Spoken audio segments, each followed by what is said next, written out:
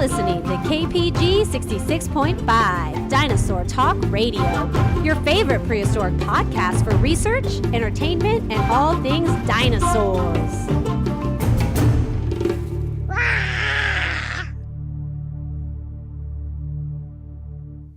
Welcome all my junior dinosaur rangers, my junior paleontologists, everybody that loves dinosaurs, everything prehistoric life. You are tuned into KPG 66.5 Dinosaur Talk Radio. We are live from the Dino Bus here in Omaha, Nebraska. Today is Friday, January 16th, 2026. And hey, how's everybody's week going? Ours is getting cold. That's right. We are going into a deep freeze. Tomorrow it's going to be 15 degrees here in Omaha, and it's going to be chilly. We have some flurries right outside the Dino Bus right now. I am wearing short sleeves, but thanks to my little heater here, the Dino Bus stays nice and toasty.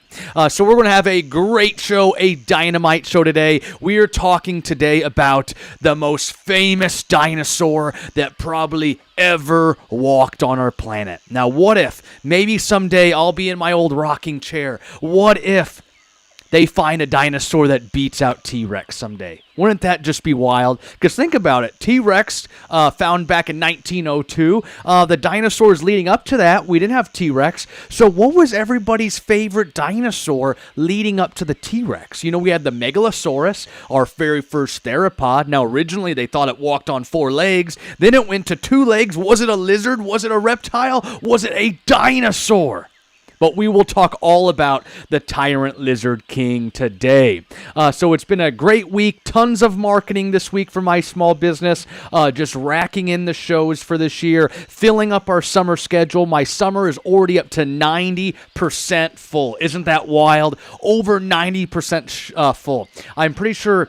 I just looked. I'm up to, let me see. I'll show for you guys in real time. If I open up my finance tracker right here, as it loads, I was up to, I believe, 97 or 98 shows so far for this year.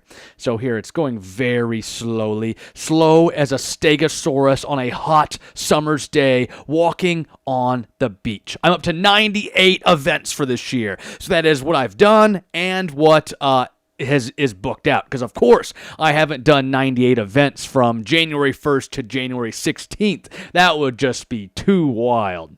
Now, so my business taking off. The summer's getting so full with summer libraries here in Nebraska. The summer reading theme is dinosaurs. So I've got a whole new show coming called The Tale of America's Greatest Dinosaur. And it's the T.rex, right? Everybody loves the T.rex. So we're talking about the Tyrant Lizard King today, and it's going to be so much fun. Now, hey, head over to my Facebook, Stomp Chomp Roar on Facebook, and you can see an update of my new baby dinosaur. So I ordered from our creation lab a new baby dinosaur. That's right. Paleo will soon have a little brother in the dinosaur family, and we're just so excited to get it. So I've got an update. I threw a sneak peek this week, and then you can see the cool dinosaur egg creation I did back on January 1st as well.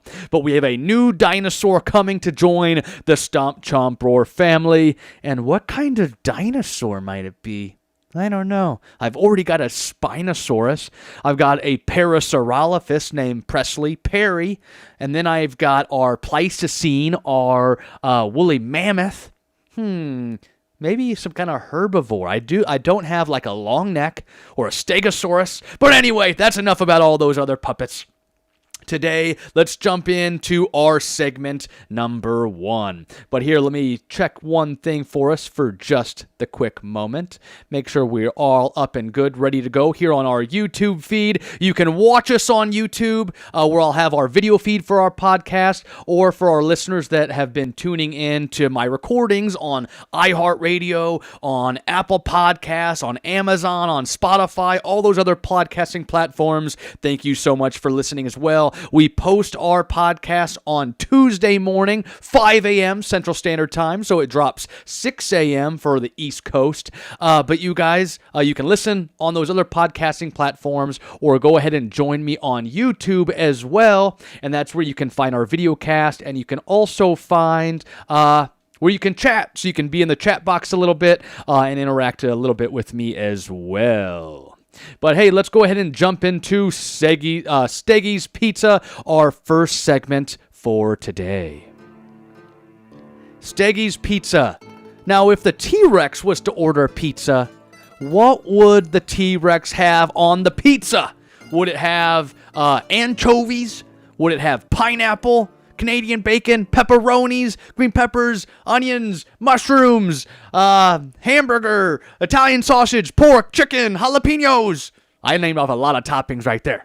But anyway, I think it'd probably have a Triceratops Parasaurolophus pizza. So Triceratops and Parasaurolophus meat on the pizza pie for our Tyrannosaurus Rex. But anyway, you guys, I've got our pizza box right here, brought to you by Godfather's Pizza, one of our sponsors here for the Dino Bus. And we'll go ahead and open it up, and we've got some slices in there remaining. We'll see what slice we get. And remember, one fact, everybody knows the rules. So we'll get one slice, and we'll read off our one fun fact. So let's do it at random. We'll open up the box. We've got a slice here out of the box. And let's see what we've got today. Ooh, perfect! You guys, totally random, off the cuff, and I got a T-Rex slice. So how perfect the odds for that. Truly amazing. The T-Rex had 3 fingers. The third one was so small that it was underneath its skin. That's right, T-Rex, you guys, had 3 fingers. Now, it didn't really have a claw because the claw had already kind of evolved away off of the bone, off of the skeleton of our T-Rex. But right here, you guys, I've got a T-Rex arm from Tinker, the juvenile T-Rex, here in my dinosaur display case of all our replica fossils. And when you look real closely, there's 2 claws like we all know T-Rex has, but then there's kind of like a little tiny little finger right there next to the middle claw. So next time you do T-Rex claws and you got your 2 fingers out, maybe just stick out your pinky a little bit, and that's what the T-Rex would look like. So T-Rex did have 3 fingers. Just one of them was probably evolutionary going away. It was probably disappearing. That finger was no more. It was probably going to go away all the way completely if it had not been for that asteroid that killed off the dinosaurs 66.5 million years ago. So that's our one fun fact of the day, you guys. Our T-Rex had those 3 fingers. Now let's go ahead and we'll jump off in to our lesson for today. So today we're talking about the Tyrant Lizard King. And I forgot to grab the T-Rex out of my garage. Well, actually, it's in my Jeep because I got it packed for 2 birthday parties. But right here in my science lab, I've got a T-Rex, and I did bring the tooth. I've got my T-Rex tooth right here. So I've got a couple examples I can look at as we're talking all about the Tyrannosaurus Rex today. The T-Rex, our first dinosaur genus that we're giving somewhat of a spotlight here on KPG 66.5 Dinosaur Talk Radio. Now, the T-Rex was found over 100 years ago in the year 1902. That's right, 1902, by the famous paleontologist Barnum Brown, looking for all kinds of cool specimens. So Barnum Brown found the original Tyrannosaurus Rex in the Hell Creek Formation near Jordan, Montana. So just a little bit of a drive, a few blocks away from where I'm at here in Nebraska. So up in Montana, we found the original T-Rex in 1902. Now our T-Rex, you guys, here, let me grab a few more things here as we dive straight in to our Tyrannosaurus Rex episode. Now our T-Rex, Tyrannosaurus Rex, Tyrant Lizard King, why does it have like 3 names? Now, Tyrannosaurus Rex is its full name. We hear the word T-Rex, and that is just its shortened version, Tyrannosaurus Rex or T-Rex, T for short. So it's just its short little nickname. And then Tyrannosaurus Rex in Greek means the Tyrant Lizard King. So Tyrant Lizard King, and that's the meaning of Tyrannosaurus Rex. All 3 of them are perfectly fine. You can say each and every one. So sometimes I get in schools, no, it's the T-Rex, or I'll say Tyrant Lizard King, and someone might try to argue with me a little bit. They are all the same creature. Now, the T.rex is a Saurischian dinosaur that we've talked about here. Their pubis bone points downward and to the front. They are theropods, so they're bipedal carnivores. They're walking on two legs, and they're carnivores. They're eating meat with these big, sharp teeth. That's right, these big sharp teeth are not for eating salads. They are for eating other dinosaurs. It's curved. You can see the curvature of the tooth right there. That's helping it so that when it's biting down on its prey, like a poor Triceratops or a poor Parasaurolophus, it somewhat acts like a hook in its skin, and the prey isn't able to get away as easily. Hopefully one got away every now and then. But that one is just our T-Rex tooth right there from our Tyrant Lizard King. All right, let's dive into a little bit more fun facts about this dinosaur. It is a tyrannosaurid. So remember, Saurischian, theropod, Tyrannosaurid. Saurischian type dinosaur, then it's a theropod of the main 5 dinosaur families, and then it's a Tyrannosaurid. So it is like the main family member of all those other Tyrannosaurids. Now this one up to 40 feet long, so up to the size of a school bus. Now not the Dino bus, this one is a mid-sized bus, so it's not a short bus, but it's not a big bus, it's a middle bus. So the Dino bus about 23 feet in length, so T-Rex is quite a bit longer than the Dino bus, up to 40 feet in length. It can be 12 to 20 feet high and weigh up to 15,000 pounds. That is a lot of meat. Now this one, we've got a couple things. Its posture. Let's talk about its posture real quick. And I should let me grab this T-Rex right here, you guys. So we'll hit a little bit of elevator music. I wish I had one. Here, we'll put on the sounds of the jungle. Welcome to the peaceful jungle as we reach on over and we grab our Tyrannosaurus Rex from the lovely dinosaur diorama display case. One moment and I'll be right back.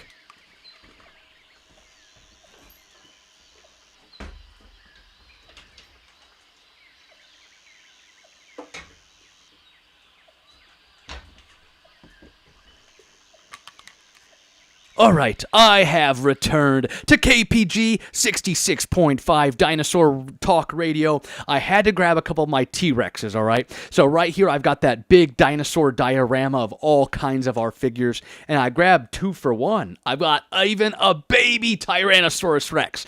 So T-Rex right here, you guys, it's posture. So if you look at this toy right here, this figure from Mattel, the Tyrannosaurus Rex from Jurassic World, you can see we measure the dinosaurs, most of the dinosaurs' height at their hips. So you see right here, their hips, a T-Rex going to be 12 to 20 feet tall. So our dinosaurs are somewhat, the theropods, kind of walking parallel to the ground. You can see the T-Rex is kind of hunched over, whereas back in the olden days, a lot of our fossils, we seen them like this, where they kind of looked sort of movie-like, cartoonish, maybe somewhat of kind of like a person, a human being. So T-Rex right here, it didn't stand up like this, and it was almost like a person. It was more parallel to the ground, and that's when you have 2 lines going in the same direction next to each other, kind of like equal sign, an equal sign. Think of an equal sign, 2 lines right next to each other. That is, they're going parallel. So just like the T-Rex, its body or its backbone, its spine is somewhat parallel to the ground. So that's our posture of our theropod, specifically our Tyrannosaurus Rex right here. Now, how fast could it go? Could it get truly up to 20 miles per hour? Now, maybe just for a tiny little stint, but it's not going to be able to go that long for long. So T-Rex possibly up into the higher teens, maybe 17, 18, 19, 20 miles per hour max for a very, very short distance. So it's going to have to get quickly, grab that prey, grab that Triceratops, who probably is, maybe getting up to a little tiny bit faster to try and get away a little bit from our Tyrant Lizard King.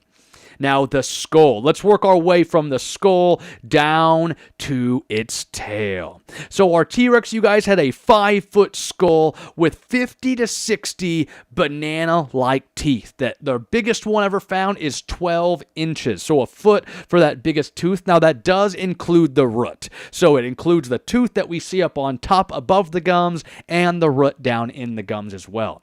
So up to a 12-inch tooth for our Tyrant Lizard King. That's very, very large, just like that one I was holding right here.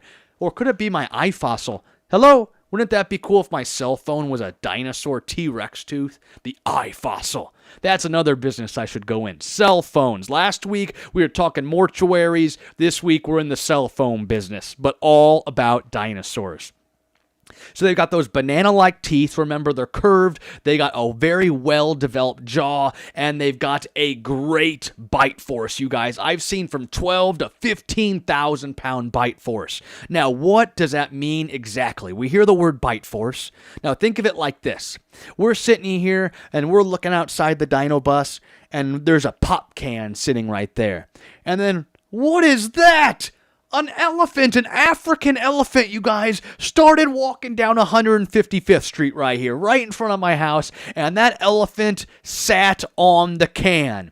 The weight of that elephant, 12 to 15,000 pounds, smashes that can. That is the force. The weight of the elephant forces that can down. That is where we're getting also our bite force. So think of an elephant in the jaws of the T-Rex, and it bites down on something. That is our 12 to 15,000 pound bite force. So very, very good. Compared to like our Giganotosaurus, it has about an 8,000 pound, and Spinosaurus only a 4,000 pound bite force. But they might have a quicker jaw with a more snapping ability like that crocodilian-like snout. Now a T-Rex has a great sense of smell. Large eyes. They've got 3-inch eyeballs. Hopefully they look like Jurassic Park, yellow with a little black pupil. Or do they have more of like a cat's eye, or like we see lizards sometimes? Do they have more of like a slice in the eye, or is it more of a pupil? We probably will never know, but we can look at like birds and reptiles that live today a little bit as well for a little bit of evidence. They've got great eyesight, frontward-facing vision. Their eyes are looking forward. They're hunting for their prey. They're looking right at the camera. Hello, camera. So they're always looking for food. Whereas like a herbivore like Triceratops, think of that one more as like a deer that lives here in America. The deer is looking more all the way around them. Their eyes are on the sides of their head. Their eyes are helping them be able to look around almost all the way around them to be able to look for all kinds of predators. So predators, they're like T-Rex, the apex predator, frontward-facing eyes looking for prey, whereas the prey, like a Triceratops, is able to see a little bit more around it, so that can be always looking for that T-Rex. They've got eagle-like vision, great depth perception, and yes, they can see you if you stood still. They could see you. Don't listen to Dr. Alan Grant in Jurassic Park, but it is still a very good movie. You guys, so massive size, powerful legs. Their arms are small, but they could lift 550 pounds with a pair of dumbbells. So very still strong arms, way more than I believe any human could do with some dumbbells. Even Arnold Schwarzenegger. But you guys, very strong. They've got very strong legs. They're muscular. They're running around looking for all kinds of food. Their body is just so, it's the apex predator. Their head is massive. Great bite force. Teeth, the eyes, the ears, that nice sturdy neck, you guys, holding its skull up. Very robust body. They're very strong. Great legs. They've got those ginormous feet. I believe I read a 3-foot footprint lift by those feet down there. We got those claws on them. 2 claws on the fingers. 3 claws on the toes with that little dew claw back over there, kind of like we see on some canines today. And then that long tail behind them. The tail is helping them for a few things. Keeping balance. It helps them kind of like, Think about a teeter-totter. If you didn't have that tail there and that head was running, there would be no counterbalance to its head. It wouldn't be able to go it wouldn't be a very successful hunter. It's helping it be very agile, maybe as it's running around, keeping it and turning all kinds of directions. So the tail is very important to help make sure that it's not falling off of balance at all. Now, we've got pebble-like skin, so no feathers. That's right, no feather evidence for our Tyrant Lizard King. No feathers. No feathers. That's right, no feathers. We can have a little bit of feathers, maybe as a juvenile. We have studies of juveniles having feathers and then possibly losing their feathers, but so far no evidence of feathers on the adult Tyrant Lizard King. Pebble-like skin. We believe they've got very advanced brains compared to their body size. And did they live in packs? Did Tyrant Lizard King live in a pack? Wouldn't that be wild to be hunted by multiple T-Rexes? Now, we see you guys up in Alberta, Canada. I believe it was just the Albertosaurus up there, another Tyrannosaurid. They find tracks of them together, almost as if they were hunting together. So two Albertosaurs running parallel with each other, running to maybe get a kill. Did they hunt in packs? Could they stay in somewhat of a family community? A small family. You wouldn't see like 1,000 T-Rexes like if it was some ceratopsian or duckbill herd, but maybe just a small little social family. Would it be a matriarchal system like we see elephants? Would it be just a bunch of girl T-Rexes, and then you'd have the bull T-Rexes out there? I don't know. Those would be some good things to learn if we could go back in time and take our time machine in the dino bus. So you guys, T-Rex lived in the late Cretaceous period, some 66 million years ago, was here at the time of extinction. So the T-Rex would have hopefully seen that asteroid going across the sky and hitting down off the Chicxulub crater. But T-Rex wasn't down there, so we would have hopefully seen it going across the sky as it was going over North America up there in Montana and the western side of North America, the United States, up into Canada a little bit. I don't think they find any T-Rex bones down in Mexico, but that'll be a fun thing to look up later on today. Did they find them down there? Now, the terrain's a little bit harder to find some of the bones. I'll look that up later and find out. But you guys, T-Rex, how old do they get to be? We find them living around 30 years old. The oldest T-Rex named Scotty, that one they believe was 35 years old by looking at those bone rings, those rings in the fossils in the bones. They can kind of see like a trunk of a tree. They can see the bones and be able to see how old it was because we can see something that's really cool. So like trees, the lines get lighter and darker. So when you chop down a tree and you see those lines, you can see the actual seasons. So you can tell the years are going by as well. So when the tree is very nutrient and it's getting all kinds of nutrients from the earth, the rings are going to be really darker, right? But when the tree is not necessarily dying, but it's out not getting very many nutrients in the wintertime, just like my tree in the front yard here, it's going to be very, very light lines because it's not able to give its body, giving the nutrients into the tree. Makes a lot of sense, huh? Now, our T-Rex, you guys, found in Western North America, Hell Creek Formation. Remember, that's when the first T-Rex or holotype was found in 1902 by the paleontologist Barnum Brown, and then named in 1905 by Henry Fairfield Osborn. Now, you guys, the holotype, I mentioned that term. I don't believe I've said it here on our new podcast. Holotype is the first specimen to be named and described of that genus, of that animal. Now, I've got two other dinosaurs, you guys. Listen to these ones. Have you ever heard of the Manospondylus and the Dinosaurus? The Manospondylus and the Dinosaurus? I've never heard of those.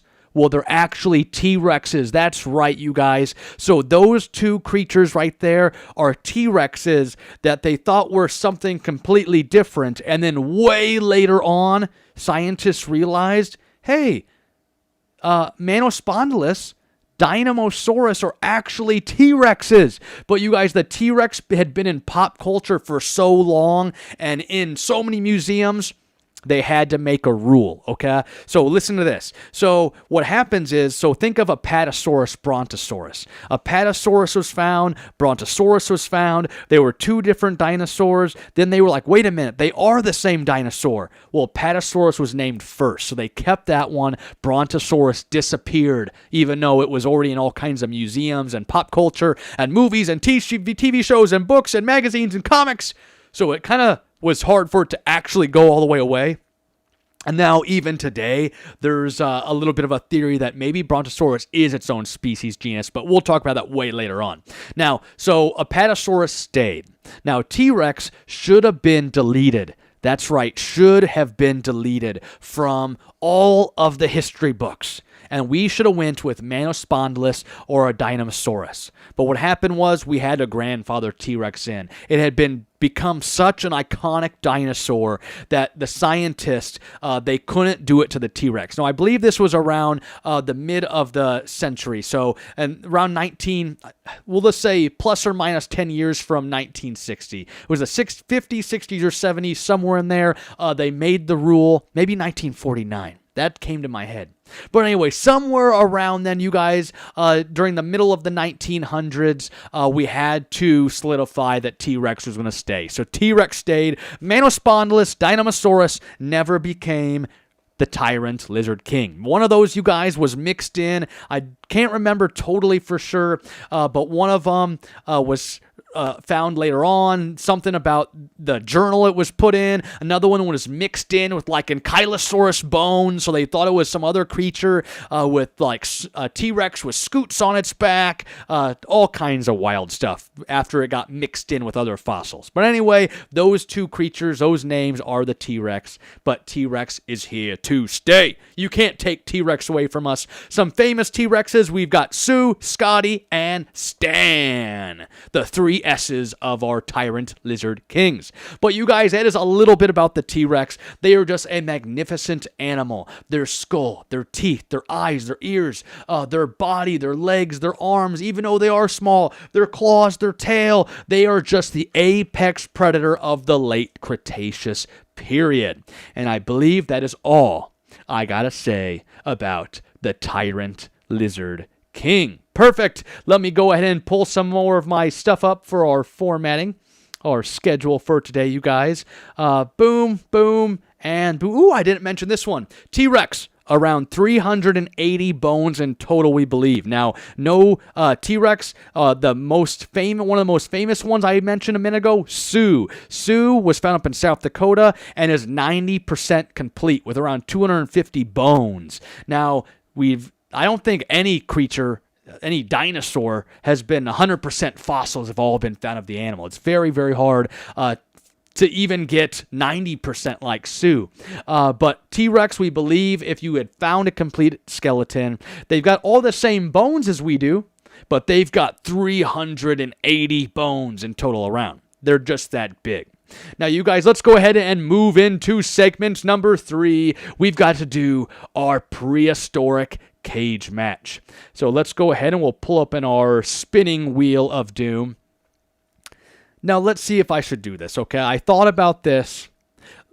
I thought about this.